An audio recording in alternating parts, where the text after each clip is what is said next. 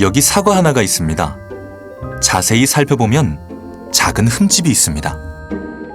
비율로 생각하면 95%가 멀쩡하고 단지 5%만 상해 있는 사과입니다. 이 사과는 상한 사과일까요? 아니면 멀쩡한 사과일까요? 단순하게 생각하면 95%가 성하니 멀쩡한 사과라고 이야기해야 할 것 같습니다. 하지만 우리는 단 1%만 상한 부위가 있어도 이 사과를 상한 사과로 여깁니다. 이러한 현상을 보고 부분이 전체를 규정한다고 이야기합니다. 부분이 전체를 규정하는 예는 우리 주변에 많습니다. 만약 누군가 95% 진실만을 말하다가 단 5%의 거짓말을 하게 된다면 우리는 그를 거짓말쟁이라 생각합니다. 그리고 95%의 진실도 믿지 않게 됩니다. 경영학의 대가 피터 드러커를 비롯한 여러 학자들은 약점에 대한 삶의 자세를 이렇게 이야기합니다.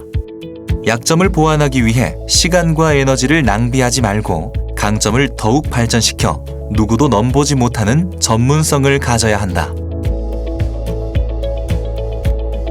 이런 이야기를 들으면 얼핏 약점은 신경 쓰지 않아도 되고 강점에만 집중하면 되겠다는 생각이 듭니다. 하지만 5%의 상한 사과가 전체를 상한 것으로 생각하게 만들듯 우리의 작은 약점이 강점을 압도해버릴 수 있습니다. 어느 회사에 유능한 사람이 있습니다.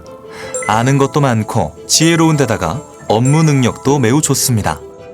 그런데 이 사람에게는 단 한 가지 약점이 있습니다.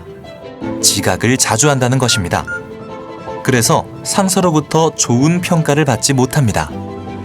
그의 강점에 비하면 작은 약점으로 여길 수 있지만 출근 시간도 못 지키는 사람을 신뢰할 수 없다는 생각에 그의 강점이 가려지는 것입니다.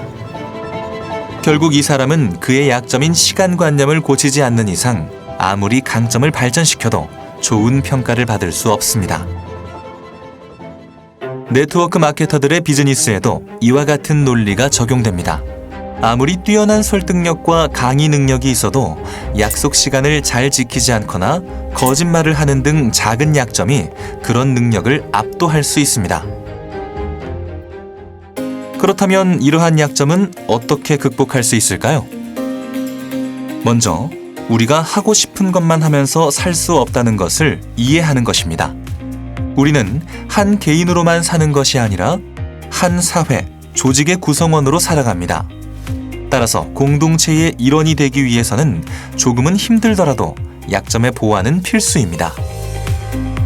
다음은 인간을 이해하는 인문적 소양을 갖추는 것입니다. 네트워크 마케팅은 인간과 인간이 촘촘하게 엮여있는 조직 관계를 통해 재화와 서비스를 유통하는 비즈니스입니다. 인문적 소양은 이러한 인간 관계, 그리고 인간 사회를 전반적으로 이해하고 올바른 행동을 할 수 있도록 도와줍니다. 그런데 현대 사회에서는 쉽게 놓칠 수 있는 약점이 한 가지 더 있습니다. 바로 변화에 무지한 것입니다. 만약 올림픽 경기에 나가기 위해 엄청난 훈련을 한 사람이 정작 바뀐 경기 룰을 모르고 있다면 어떻게 될까요? 보나마나 백전백패일 것입니다. 기술, 사회, 가치관 등 현대 사회의 특징은 빠른 변화입니다. 이것은 결국 성공의 법칙도 빠르게 변화한다는 것을 의미합니다. 따라서 우리는 변화하는 시장, 기술, 가치관 등에 대해 민감하게 반응하고 꾸준히 공부해 나가야 합니다. 이것이 우리를 가로막는 약점을 극복하고 새로운 시대, 새로운 패러다임으로 성공할 수 있는 방법이 될 것입니다.